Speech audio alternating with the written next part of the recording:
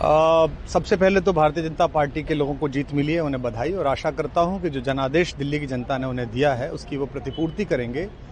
और वे सब आम आदमी पार्टी के लाखों करोड़ों कार्यकर्ता जो अन्ना आंदोलन से आए, जिनके बहुत ही निश्चल, निष्पाप और बड़े भारत की राजनीति को बदलने के सपने की हत्या एक निर्लज्ज, नीच, मित्रहंता, आत्ममुग्ध और चरित्रहीन व्यक्ति ने की, उसके प्रति तो क्या संवेदना। दिल्ली को उससे मुक्ति मिली। और मैं ये जानता हूं कि अब जो आम आदमी पार्टी में लोग बच गए थे सत्ता के लोभ में, लालच में, पदों के लिए, उस पैसे के चक्कर में, वे सब भी अब वापस जाएंगे, लौटेंगे, कुछ अपने व्यवसायों में लौटेंगे, कुछ पार्टियों में चले जाएंगे।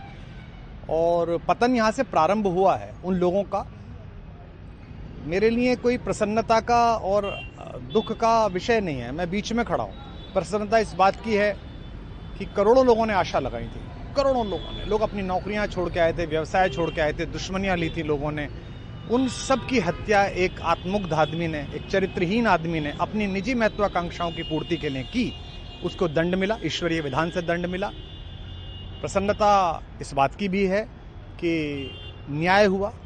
आज जब कहना नहीं चाहिए, लेकिन आज टीवी पर जब जंगपुरा का निर्णय आया और सामने दिखाई दिया कि मनीष हार गया, तो सदा तटस्थ रहने वाली और राजनीति से विरत रहने वाली मेरी पत्नी जो है, उसकी आंख में आंसू आ गए, वो रोने लगी। क्योंकि उसी से उसने ये कहा था कि अभी तो है ताकत, और उसने कहा था भैया ताकत सदा तो नहीं रहती। तो ये अहंकार आशा करता हूँ अगले लोग नहीं करेंगे, जो बाकी दल है वो नहीं करेंगे, इससे सबक लेंगे।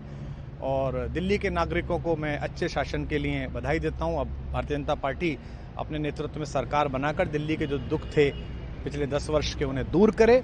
और आम आदमी पार्टी के समस्त कार्यकर्ताओं को कहता हूं कि आपने जिस किसी भी लोभ लालच में, सब कुछ जानते हुए एक ऐसे व्यक्ति के समर्थन में काम किया जिसने अपने मित्रों की पीठ में झुरा घोंपा, गुरु को धोखा दिया, अपने साथ कंधे से कंधा मिला के लड़ने वाली महिलाओं को अपने घर लाके पिटवाया, अपनी निजी सुख और साधन के लिए जनता का पैसा खर्च किया, अब उससे आशा लगानी छोड़ें।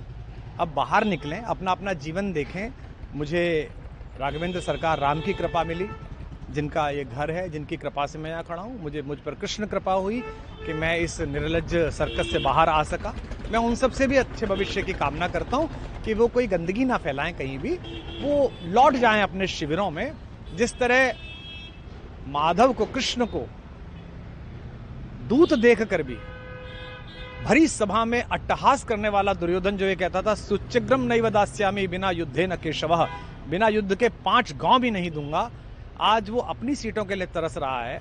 और मुझे पता है कि इस दुर्योधन का अंत भी टूटी हुई जंघा के साथ बड़ा ही दारुण होगा। और भारतीय राजनीति एक कलंकित अध्याय के रूप में इस बौने दुर्योधन को और इसके दरबार के तमाम शकुनियों को याद करेगी। मैं उनकी मुक्ति की कामना करता हूं कि ईश्वर उन्हें इस दुख से बाहर निकाले। और समस्त लोगों को बधाई देता हूं कि चलिए अंततः न्याय हुआ। सर, बात करें दिल्ली के चुनाव या यूपी के उपचुनाव मिर्जापुर को लेकर, चुनाव आयोग पर तमाम तरह के आरोप लगाए जा रहे हैं। अखिलेश यादव ने कल कहा कि वहाँ उपचुनाव में मिलकर, ये राजनीतिक विषय है, इस पर मैं राजनीतिक कार्यकर्ता नहीं हूँ, तो इस पर मेरी टिप्पणी शोभनीय नहीं है। वो आपस में सब जाने। लेकिन दिल्ली के चुनावों को लेकर एक मिश्रित प्रतिक्रिया है। दुख है कि अन्ना आंदोलन से एक ऊर्जा जो पैदा हुई थी, जिससे देश में एक सकारात्मक बदलाव हो सकता था, एक वैकल्पिक राजनीति हो सकती थी, उसकी हत्या एक अहंकारी आदमी ने, एक आत्ममुग्ध और असुरक्षित आदमी ने कर दी। मैं आशा करता हूं कभी ना कभी भारत में ऐसा सूर्योदय किसी न किसी दल में अवश्य होगा, जो भारत को जहां पहुंचना है वहां पहुंचाने का मार्ग प्रशस्त करेगा। बहुत